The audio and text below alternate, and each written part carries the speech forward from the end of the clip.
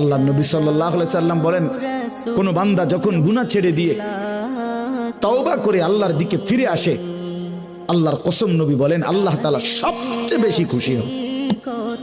আশাদ্দু ফারাহান, আল্লাহ তাআলা সবচেয়ে বেশি খুশি হয় কখন? বান্দা আল্লাহর দিকে ফিরে আসে যখন।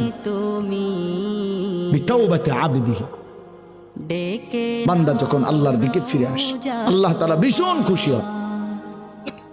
গুনার নাফরমানের জিন্দেগি ছেড়ে দিয়ে আল্লাহর দিকে যখন ফিরে আসে, আল্লাহ তাআলা তখন 7 আসমান সাজিয়ে দেয়। ফেরেশতাদেরকে বলে, আসমান সাজিয়ে দাও, জান্নাত সাজিয়ে দাও। ফেরেশতারা 7 আসমান জান্নাত সাজাইয়া ফেরেশতারা জিজ্ঞেস করে, মাওলা আসমান কেন সাজাইলেন, জান্নাত কেন সাজাইলেন?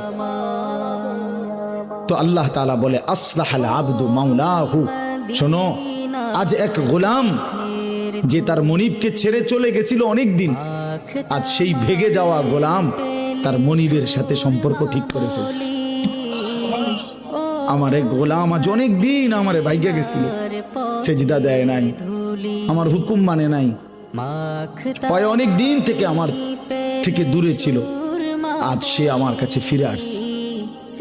আমার গোলাম আমার কাছে ফিরে এসেছে, এই খুশিতে আমি আসমান সাজিয়ে দিলাম, জান্নাত সাজিয়ে দিলাম।